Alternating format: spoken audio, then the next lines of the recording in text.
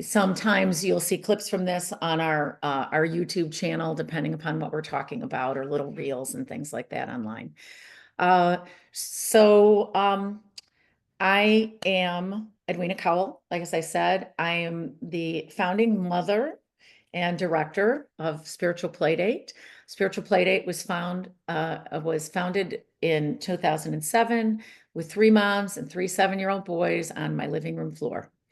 And it was a mom-born kind of an experience. We felt like we weren't part of what was going on with the kids' spirituality. We were all coming from different backgrounds. And so we just decided to sit down with the boys and start asking questions and having conversations. And we had books and maps and, talked about, we talked about world religion, religious literacy, all kinds of spiritual topics. It lasted for 2 years. And we made up meditations. And by the end of the first year, the boys were making up their own meditations and running the meditations. So, it was very spontaneous and very interesting. And we also found that people were really interested in it. So they asked us to write books, and they thought this was a great idea because as parents, we're a little intimidated to engage too much about, especially if we've been damaged by religion. A lot of parents are intimidated about working with their kids and trying to answer some of their questions. And because it's belief, it's a gray area for a lot of parents, and they tend to wait too long thinking that they're going to have some, profound conversations when the kids are 12 and 13. And the kids are developmentally out the door and not interested at all in what their parents want to talk about. So fast forward, we launched in 2015 at the Parliament of World Religions in Salt Lake City. In 2018, we launched internationally. We launched our website internationally. And I'm going to share with you, in case you haven't seen it, I always do this. So for those of you that have met us, seen it 4 or 5 times, I apologize. It's only 2 minutes, but I'm going to share with you our explainer video, just so you have a little bit of a introduction. I hope you can all see my screen here. Can you all see this and hear this? No? We see it, no audio. Oh, hold on. Take a look at our world. Now? There we go. Yeah. We all see what's happening. It's impossible to miss. We are losing our human connectedness. We see social unrest and political upheaval, environmental disasters, and a hurting planet, and heartbreaking global conflict and destruction. These growing threats can cause a roller coaster of human emotions. It feels like we've all been through too much, leaving us restless, angry, sad. Now look at our kids. We see them becoming anxious and confused. They need our help now while they're young. But how can we encourage them to develop resilience and hope? Teach them to understand and manage their feelings and emotions. Give them the tools to become critical thinkers and compassionate global citizens, and equip them with the social, emotional, and spiritual life skills that will serve their mental well-being now and for the rest of their lives. Spiritual Playdate was created for parents, teachers, faith educators, and therapists to use with kids aged 5 to 11. Just a few of our important life skills topics include fear and anxiety, forgiveness, understanding bullying, living and dying, and the all-important golden rule. All of our fun and interactive resources are just a click away. Host groups large or small in your home, school, or spiritual center. And your kids will grow to be kinder, stronger, and more confident. Why have a spiritual play date? because we believe that it's easier to build strong children than repair broken adults. Join us today at spiritualplaydate.com.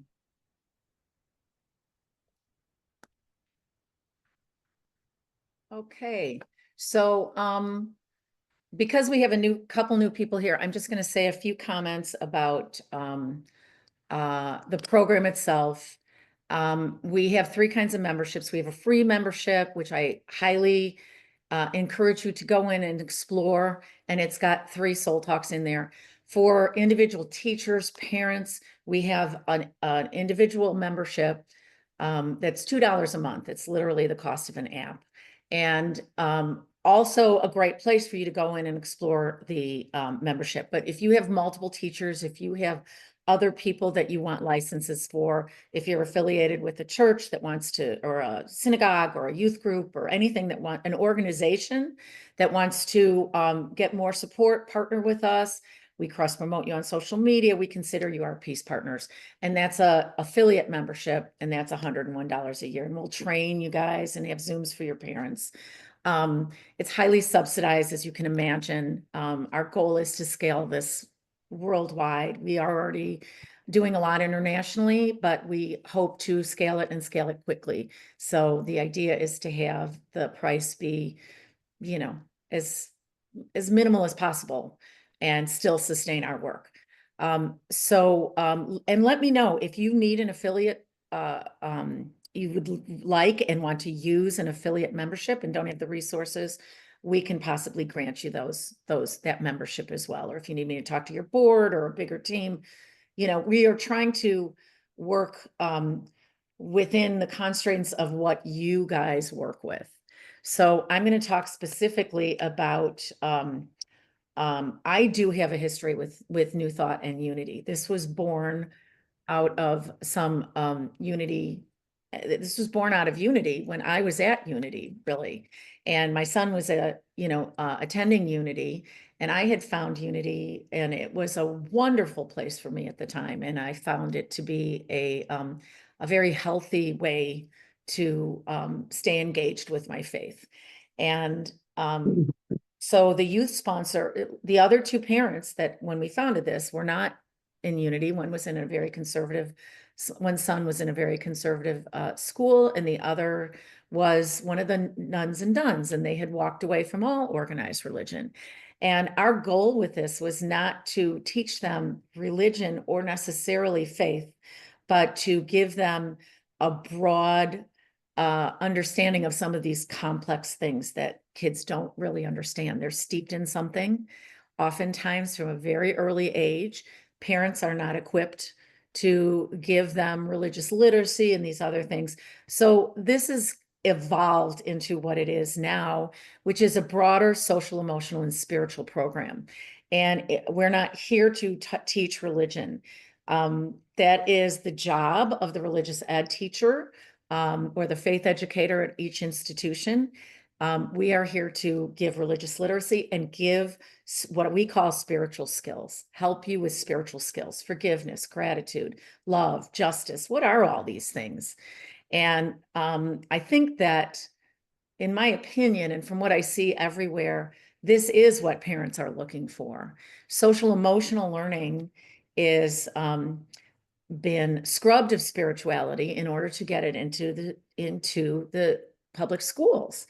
And so spiritual education, spiritual reformation, these kinds of things are really flailing right now because kids aren't attending, parents aren't attending. And may I say this very seriously, it is because our faith institutions are failing the youth right now. We are not giving them what they need. And this is an opportunity for all of this to take this a lot more seriously. This generation coming up is in trouble. They need hope. They need context and understanding. They need to know they're here for a reason, to find a purpose. All of these things that sort of counteract what they're swimming in from the internet these are the kinds of tools that we would like to develop to help them feel like they are here for a reason, and they have a place. They have the confidence to get through a hard life and hard times in life and all the highs and lows. And as I say often, many times, we have to do it before middle school. We can't wait until they're adolescents. That is a problem. We need to prepare them, and we need to not to try to just prevent them from seeing everything in the world, because we can never do that. We have to prepare them for what's going on online. We have to prepare them that they will probably be bullied in middle school. And when they start to understand that this is a human condition, fear and anxiety isn't, you're not sick. You don't have a diagnosis. You're human. You're human. You just don't understand those feelings, and you don't have any coping skills to manage them. So things like fear and anxiety to me are they're just magic, because they're diving in. And if you can get the parents engaged in this as well, that those kinds of sessions are really eye-opening for a lot of people. And because especially here in the West, a younger kid comes in with, having a panic attack, and the doctor says they have anxiety, and we want pills, and we don't even understand the most basic ideas about our fears and anxiety. What's a real threat? What's an imagined threat? How can we avoid from going into a full-blown attack when we have these imagined threats over and over again? So I'm getting into the weeds a little bit, but I just wanted to give you a little bit more of an understanding about how and why this program exists. And we are not sprung from any specific religion, although, like I said, I personally was at Unity when the three moms started this. So Unity is kind of a natural place for me to fit in and speak. So I'm comfortable with New Thought, and, very comfortable with it. And I still appreciate it very much. So we have quite a few Unity members. We have quite a few CSL members, and there's some others that I'm not even aware exactly what their New Thought connection is, but they are considered New Thought. So this is a monthly meeting if you want to join in. And so tell me, what are your needs? How many kids are you working with? How's it going? Are people showing up? Do you have other teachers? Do you have a board that supports you? Tell me what's happening. Katie, you're nodding. Sure, I can go first. So right now I am responsible for creating lesson plans all the way from, we have our youngest age group, which is like 3 to 6. And then we have our largest classroom, which really aligns with your kind of cohort, which is 6 to 10. It's basically elementary school minus first grade. And that classroom is our largest. We have the most kind of diversity in terms of types of learning styles and all of that stuff. And we have a lot of kids who either, they have ADHD, they have autism. We even have a girl with Down syndrome. So I think creating lesson plans that aren't boring, that are really engaging, and that work for like our large diverse classroom that we have. So we will try. Have you had a chance to look into any of the Soul Talks or anything? Yeah. Yeah, I have looked around. I still have the free one. I probably will go ahead and pay for it. So I have looked around a little bit and I like it. So that's why I wanted to learn more about what you guys are doing and just see what kind of guidance you had on this call, or what I could learn from other people who are doing similar things. So so two things. First of all, we are working with advisors that we're going to have some webinars on engaging neurodivergent kids and families, so that we can give some support, because that is not always a simple topic for teachers. And it's also not a simple topic for your community.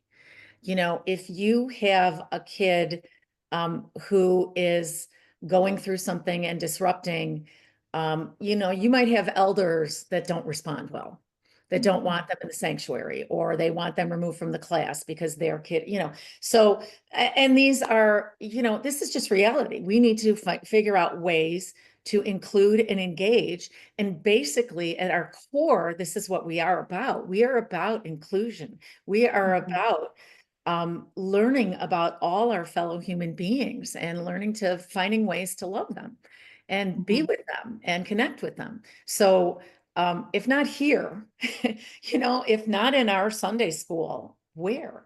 So the other thing about our program is we do try very hard to look for relevant, engaging resources.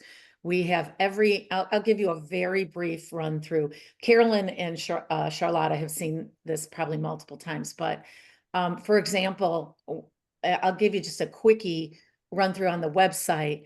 Every session, so two things. We have two kinds of sessions. We have soul talks, which are complex topics, deep dives. They're meant to be done in 3 sessions. If you have a camp, you want to do 3 sessions in one day, great. You want to do 3 sessions over 3 weeks, great. 3 sessions over 3 days, great. They can be done on Zoom, they can be done in person. In person is always ideal if you can get a group in person, but we can't always do that. So soul talks are 3 sessions. We also have something called pop-ups, which are single sessions, and they can be more like some of them are just activities, and some of them are more simple. Like, what is an affirmation? It's just a one session on what affirmations are and an idea about some affirmations. What is a refugee is a great single session. It's just sort of a little dive into what is this? What does this mean? So we had I think we have what is pride as a single session, and we did that before Pride Month. So there are things like that you can plug in. The resources are also meant to be used. You can use the entire session, or you can just use our Spotify playlist and let the kids dance in with forgiveness songs, or use the games, or go into the library and order books. I highly recommend, if you have kids and parents coming to your church, go into our library, find your favorite books, get 2 or 3 copies, because you can lend them out to the parents who can use them for story times and then bring them back to you. They don't want to go to the library. You got to make their work easy. We've got to be, instant gratification for them. And that way they'll get, you'll see them engage more. But they can also listen to the Spotify playlists at home.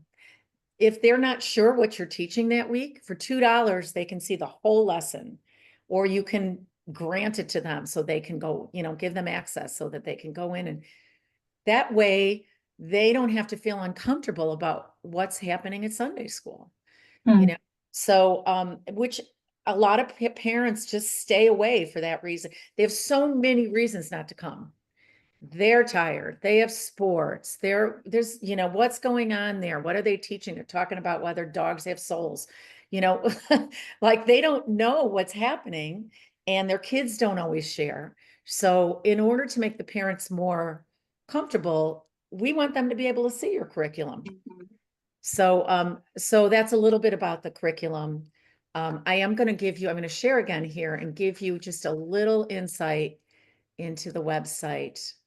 And I'm going to talk about a couple of big initiatives that we're doing right now that I think you might be interested in, and some of the really extra fun activities that we have.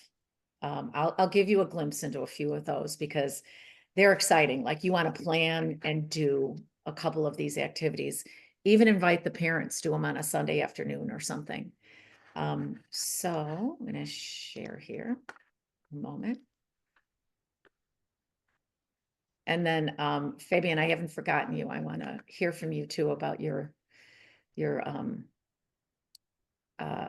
and your hurdles and barriers. Okay, so this is just our homepage. This is that little video you saw. Here's our life skills. Here's a little bit more about the program, and here are the options for joining. Because we want to be scalable, because our mission supersedes any bottom line, we're an L3C, which is a corporation with the soul of a nonprofit. It's a new kind of a vehicle for social enterprises. Our mission supersedes any sort of profit. That's not our goal here. Our goal is to scale this. So life skills. So here you see pop-ups, affirmations, celebrating skin. This is such a great single pop-up. It's not all the negative racism stuff. It's about how amazing our skin is and all the colors it comes in. It's fabulous.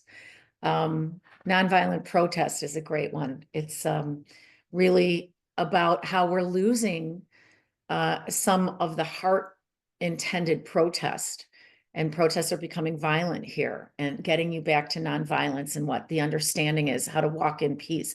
What nonviolent doesn't mean being passive. This is nonviolent action. So, and then we're getting into soul. We're getting, oh, 1 second, someone's joining. So you can see there's all sorts of soul talks here, and we're constantly adding more. Basic resilience. Resilience, fantastic. Has a very cool activity where you bounce a ball to each other, and talking about the bouncing is what we have in life. Peace, of course, nonviolence, spiritual teachers. This is a kind of a cool one. Holy books and sacred texts. So we always try to make things relevant. So we talk in session 1. Oh, Charlotta, I got in today. The admins didn't lock me out. Oh, okay, good. So what is sacred? What is holy? It talks about those words. And then it also talks about books and texts. What are these ancient books that have, endured for thousands of years? What are these sacred texts and quotes and things that resonate with us, and why? And then old and new words to live by. The activity in this brings it back to the kid.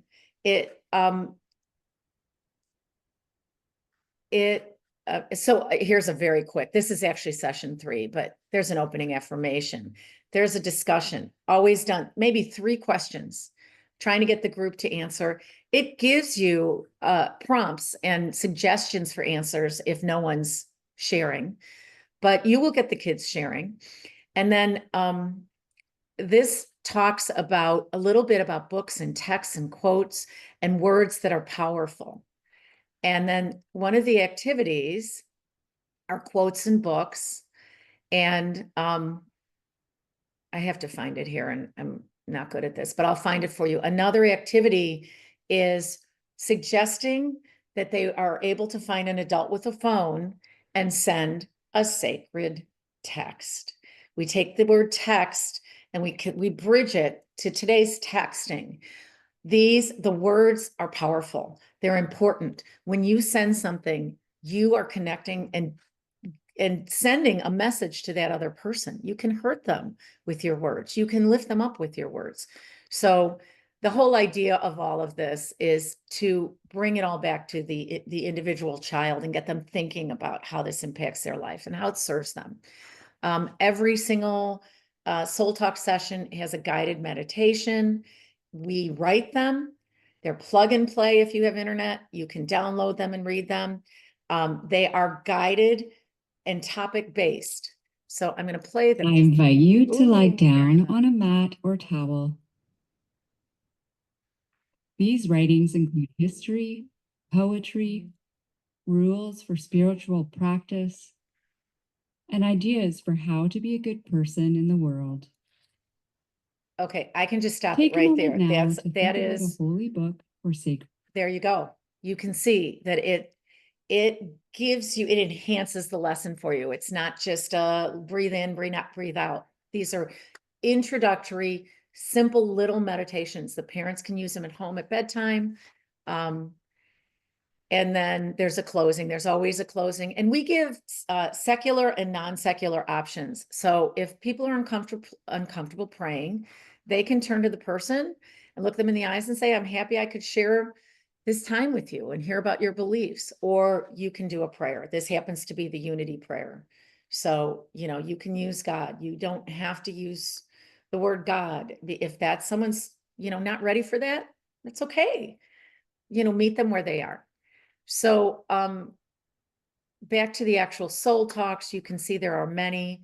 We are adding a soul talk on staying safe, and then 2 pop-ups, one on consent and one on trauma.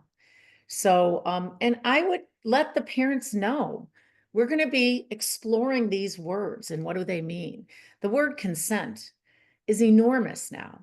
Like, if we can teach kids what consent is, we are going to prevent problems down the road when, they are touching other kids. It's always mandated to kids. Don't hit, keep your hands to yourself, do this and do that. But this is the why. Why don't we hit? Why do we have to keep our hands to ourselves? We just deliver these rules as opposed to giving them understanding about the connections and the feelings that happen with others. So I'm going to stop and let Fabian ask questions or tell us a little bit more about his obstacles and his successes, if he'd like to. Fabian, does that sound? Yes, that is good and doable. So I believe we are still currently the only UFBL church that's youth ministry still going. A lot of people were affected by COVID. But what we did, we went virtual during COVID and have stayed virtual. Because since in that time we had renovations at the church. So we used to meet in there was a area that was a youth wing. It was a trailer, you convert trailers. So we had a youth wing. Well, that trailer has since become the church's admin offices, because the admin office was off property, was not at the sanctuary, but it's now on the property. So that trailer that we used to inhabit is now the admin office, lunchroom, etc. But the church is now in the process of fundraising to build a youth wing. So we are going to stay virtual. And so we have had, so in the original dispensation, we would have we had what we call the babies. That was pretty much like a nursery, with games and, spiritual applications, much like this. And then we had 6 to 9, then we had 10 to 12, then 13 to 15, 13 to 17. And then sometimes juggling, you have some precocious, more mature 12-year who move up earlier. And so that was the breakdown we had. So now we have everybody online. Because it's online, we really are doing now 10 to 17. Because we had some younger ones come on earlier and they were just, couldn't focus. So because we're virtual, we're doing 10 to 17. And so then we have the older, so which I'm actually now trying to massage them again. We call them Youth in Truth, which is the 18 to 30-year-olds, which has been non-active. So we have quite a few people in the church of that age, but it's been interesting that they haven't been they said, oh yes, we want it and we did it, but you organize things and they don't show up because, as I say, life is lifing. So I actually just sent out a message to them this week to say, okay, let's meet. It's a new year. Because interestingly, I did a youth ministry survey for Celebrating Our Souls. The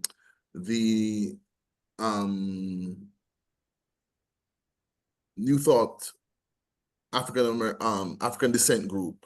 It was the second or third year, and I actually presented a masterclass on the youth ministry findings, looking at how are we doing as a New Thought church in retaining people who grow up in youth ministry, transitioning to big church, when they get older. Didn't get the numbers I wanted, but it was interesting. They were very open, very honest. And so I want to re-engage them, share the findings with them and say, okay, let's try and hunker down to see what we can do. Because of the virtual thing, we, of course, try to gamify, make it fun, make it interesting. So we have a steady core, I think, of, I'm going to say 7 kids who have been coming consistently. And what's really nice, the parents are telling us that, like, they're not making them log on. They are coming on themselves. So because it's online, it's not at church time. So of course, when we were face-to-face, it was you know, when the main worship service was going on. And sadly for some of the parents, it was like daycare. They just dropped the kids. What? Outsourcing. We And call then it they outsourcing. and then they socialize and talk after the service. And like half an hour, an hour, you're like, no, I'm carrying you to your parents. So just remind them, okay, this is, you know, so a lot of the parents didn't see it as something intentional for the children. It was very convenient. We had tried back in the face-to-face time twice to have parents meetings, and we would have a good anywhere from 15 to 20 kids regularly. And at both meetings, we had one person, one parent, when the other one, two parents showed up. So I had to kind of, you know, read them with the love of the Lord in church. I had to throw them spiritual shade from the altar one Sunday to say it's not daycare. We want you actively involved. We want you to, because even we have a thing about linkages where we say to the kids, what we're talking about, you know, are you talking at home? Are your parents sharing with you what happened in the main worship service? And for a lot of them, that's not happening. And so we're trying to encourage that. So, but we have this steady group now. In fact, I'm just graduating two of the older ones into the Youth in Truth group because they're 18 and 17 plus. And it's going well. It's been gratifying. It's interesting. You know, sometimes you feel a little frustrated because you know the online thing. So one of our teachers, Auntie Eileen, was saying that she struggles with the cameras off thing. You see, I lecture, so I teach online, so I'm used to it. I know all of the young people, they're not turning on their cameras. It's avatars you're looking at or pictures, and you know, and I do negotiations with, I do a check-in in all my classes. So I say, well, can you turn the camera on at least for the check-in? And then I also say to them, you don't have to be pristine. You don't have to, you know, because I was, oh, my hair. And I said, it's fine. I said, as long as I'm not seeing underwear, you know, you can be in your bed, you can be. And so a lot of them, when I gather a lot of other lecturers are like, no, you have to be. And I'm like, no. So I talk about human connection. So I find with my university students that works. And with our youth ministry kids, we started to say, I you know have the same thing. Oh, I have social anxiety. And I'm like, but we know you, child. We know you. We know you. We know what you look like. So we said, no, let's work with them. So we've instituted, we didn't really do it actively last year. We want to do it a lot more this year, like a one on-camera Sunday a month, where they know, like on the last Sunday, it's cameras on. And we try to make it fun, like a wear a silly hat Sunday to encourage them to kind of, you know, have the cameras on and do that kind of interaction. We have a bank of lessons. So we do a Lenten series. We do something on The Gift of Love, Arun Gandhi's book. We did The Game of Life by Florence Scovel Shinn. We have things that look at, yes, we have at least, I'm going to say 20 odd lesson plans, a bank of lessons that have, you know, all the parts and the scripture and games and things attached to it. So we draw on that, we recycle that, we tweak and update that. So we have that kind of structure in terms of what we're teaching and what we're covering. And then we also try to, for certain big thematic things, to twin it with what's happening in big church. So we have a major thing called Adventure in Faith, which is a 7-week exploration of 7 aspects of life. We try to make sure we're doing something that relates to that. And things are really hyped up, and then there's a lot of extra things and fun. In fact, when it was happening this last time, we had to cancel 2 of our Sundays because church services at 10:30 in the morning, and we are online at 3. But because of the post-church activities happening during the week, there were times where at 3, the kids were not home yet because there was a luncheon or a game thing afterwards, which we're glad because it's, you know, it's engaging them, pulling them in. So we're about to restart for the new year. And like I said, I'm reaching out to our Youth in Truthers to kind of re-energize that. And interestingly, based on my presentation at Celebrating Our Souls, and I put my email address if anybody's interested. Yes, I'm glad to pressure you. I know, I My just brother, saw to that. turn on your camera. Yeah. Yes, We're positive glad to see influence. your lovely face. So I put my email address because I just sent an email out yesterday because out of my masterclass, and we had like I think 7 people who were involved in youth ministry, and I shared the survey findings with them, and we talked about doing a collaboration, forming a kind of support network to troubleshoot, brainstorm. I actually sent that email out yesterday to a few churches, Unity churches, people that I know, to say, are you interested in this, us doing some kind of thing? And then because we're online, we also reached out to our network of churches. The pickup was slow. So we're saddened by that. But since we're online, especially during COVID, just join us. Log on. Here's a Zoom link. 2 of our sister churches did, and then one of them, the church in Canada, actually one Sunday, they hosted and we joined them. And it was lovely. The kids got to meet each other online. It was, but a lot of but people are under pressure. You know, I think our lives, people kept saying, oh, when things go back to normal after COVID, and I was like, there is no normal. Well, and this is forcing us to evolve into something different and create a different way, which these kids need, because that is where they're learning anyway. And we're in recovery mode. We're still I think a lot of us are still in PTSD from COVID. And even the new dispensation of the virtual thing, you know, psychologists are talking about the way the gadgets and things are rewiring the kids' brains. A lot of our children are much more comfortable with gadgets than face-to-face conversations. Well, that's the way, so how do you nudge them social media wants it. They don't want us doing this. But they also have monetized the clicks. They want the eyeballs on the phone. But also parents, it's easier to give a child a gadget. Don't talk to me now. I'm tired. I'm doing it. So they're giving the kids these games and these gadgets, and that's doing the parenting and the social connection. So we try to juggle and deal with all of that. And we do try to encourage them and nudge, but also talk about that. Talk about the comfort and safety of the screen, but also disconnection and Absolutely. So I'm excited. I'm feeling kind of re-energized for the new year. We just had our youth ministry team meeting. So we currently have 4 active teachers. And because we're online, we have one of our former youth ministry members, Chris, who's in Cayman, is now a teacher. He's online. And a parent, she and her daughter moved to Canada. She's also one of our teachers. So because of the virtual space, we have this team, this network. We had 2 other teachers, twins, who also grew up in the youth ministry, but their lives have gotten really busy and dynamic, so they're not actively able to teach. So one of the things that I just sent a message to Reverend Sheila McKeithen is our senior minister, is that when the youth wing is built and we go back to face-to-face, we need a face-to-face plan. We're going to need way more teachers so people can take breaks. Because what had happened in the past was, you know, if you were always on duty, you never got a chance to go to the worship service on your own because you were always in youth ministry. Right. Which, you know, heightens burnout. And getting the parents engaged as volunteers is really important. Big time. That is a struggle, universal struggle, because they all would love to just outsource and sit in the sanctuary and be fed. But so can I comment on a couple things that you just talked about? First of all, is there any possibility that you could have after Sunday? So it sounds like Sunday, the regular service is happening in person.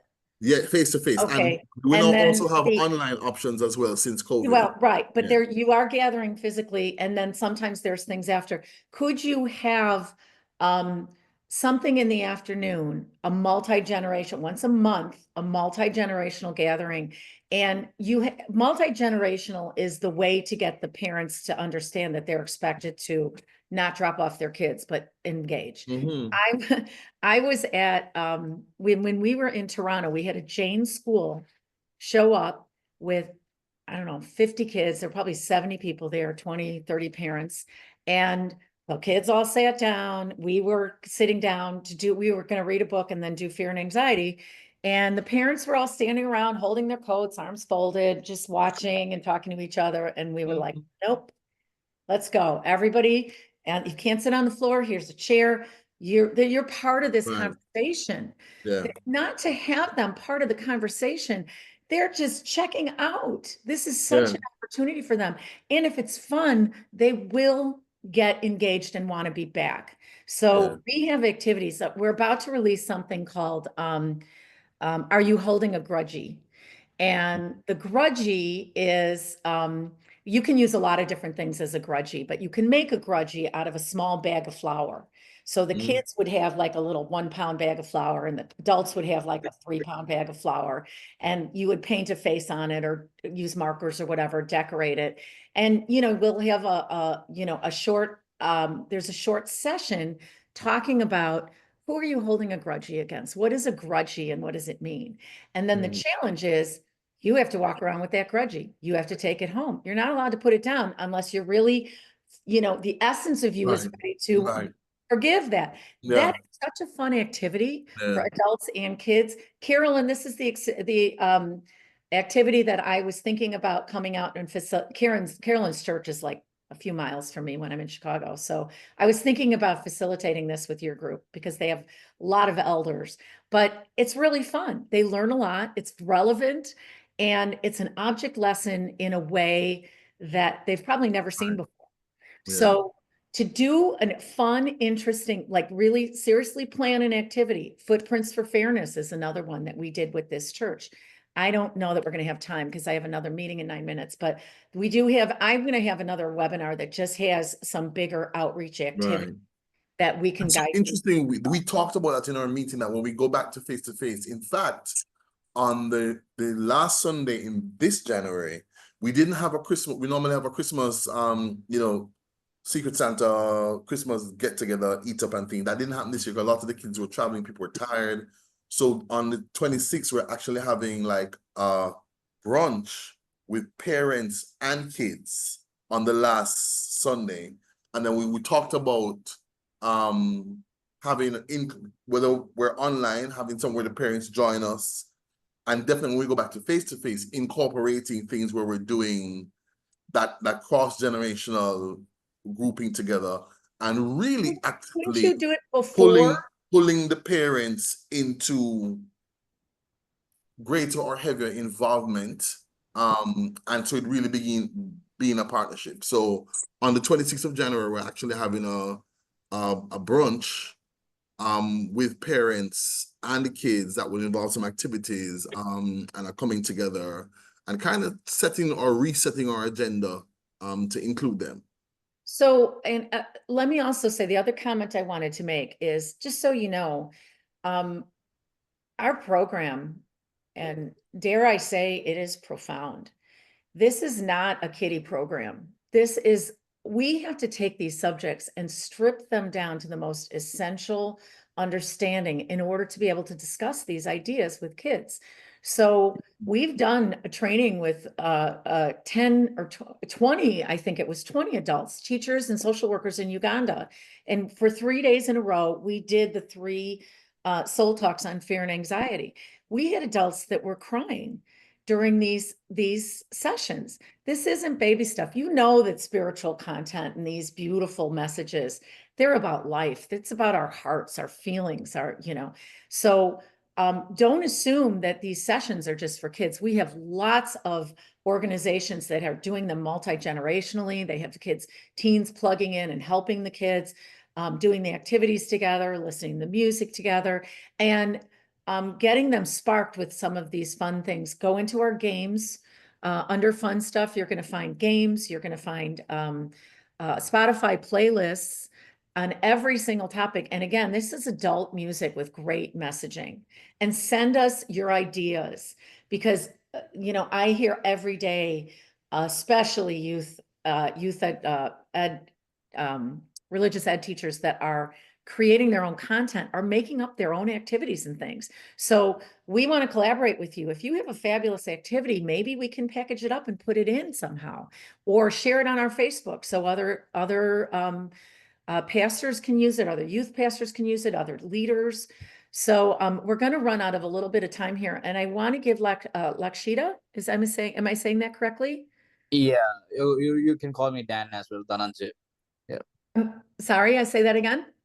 Yeah, you can call me Dan, short form for Dan. Dhananjay. Oh, Yeah. I see, Dan. Okay. Hi, Dan. Welcome. You want to just give us a 30-second who you are and where you're from and what you're doing with kids? Yeah, so basically at the moment I'm based in Sri Lanka.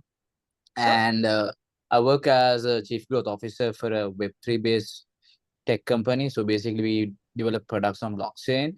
But in terms of the segment where I connect with kids, is like I do a philanthropist task, which is like, we give away books and all these items related to their new academic years with one of my friends who is more like a dancing teacher, who is more concentrated in doing that for children who are pretty much affected by the parents who are pretty much like criminals and are in jail. So they are pretty much left out. So his vision is something like to create something more sustainable, that they doesn't go the same pathway that their parents went through.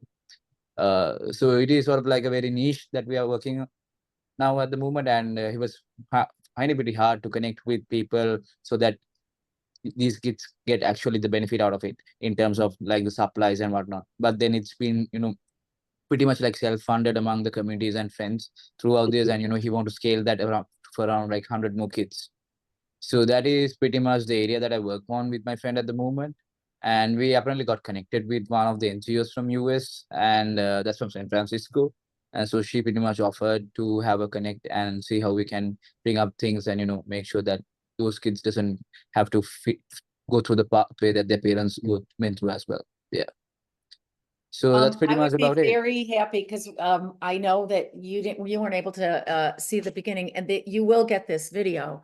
But I would be very happy to set up a Zoom meeting for you and any of your facilitators, teachers, to introduce them and see what kind of resources they Yeah. can use with the kinds of, because again, our tools are meant to be, they're modular. So, you can be doing 6 months on your own curriculum, and then suddenly somebody's getting bullied, and you can just pull out the bullying sessions and work on the bullying. Or like I said, use the books or the music or something. At least when you need to discuss a topic and work on a topic, you can do that. Yeah.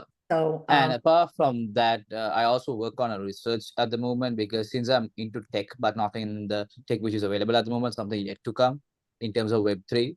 So I'm pretty much interested on doing a research these days, which is connected to how AI can impact kids. Because the generation back in the day, we didn't have much of AI usage, and we pretty much try to find things, and it does develop a certain skill set in a human being. But right now, the what you call the generation beta, who are born in 2025, I don't think they'll have the same opportunity that we have been through, because I don't think they'll ever read books to get information. Probably they might have their own chatbot as a companion, or else probably they might start dating a bot as well. So I mean, it's gonna be pretty crazy it's for going to years be to come. crazy. It's going to be crazy. Yeah. So I Well, thought of like doing a welcome. I'm research. really, really glad that you're here today. And if anybody's interested, the next meeting, which I'm about to go present at, is about our Respect Challenge. We have a contest, an online viral video contest, social media, called Making Respect Cool Again. And it's your group can make a little video and submit it, and they can win prizes. They can win a $100 Amazon gift card. And we've got lots of samples of those videos. Plus, we are doing a lot of trainings right now. I put my email here, Edwina at Spiritual Playdate. Please, I'll share my LinkedIn right now, so you can reach me out anytime. yeah, and find me. I'm on And LinkedIn, and we're on all social media. Please spread the word. I would love to work with everybody here and inspire you to either use our curriculum or maybe we can help you find something that you need. So this is really about all of us yeah, networking with the same mission, regardless of where we're coming from. So I thank you all for being here today. yeah. And just so we Just will take your just email. give me a second. I'm copying my, yeah. Go I'm ahead. just pasting it on this group Yeah, chat, and right? you can email Yeah. me as well. I'm just Edwina at Spiritual Playdate. So Yeah. So this please is my feel free. email. I got it. Okay. I got it right there. Okay. So thank you all. I hope to see you again soon. There'll be another specifically New Thought call next month, but there's lots of other calls coming up. So please join us, and thank you all so much. I will be taking all these emails. Well, I won't, but they will be taking these emails and putting you on our newsletter list. And Edwina, very quickly, so I'm signed up to attend the next one. This one at 11. There was not a Zoom meeting going out. Are we staying on this call or? I'm gonna close this so they can access the recording and then open a Okay. new one. It'll be the same link probably, so, Okay, okay? You know what, thanks. I'm not sure it's the same link. You better check, okay? Okay, Thank thanks. you Okay, see you. all. Bye. See Nice you. to meet Bye. you, Fabian. Thank you. Yeah.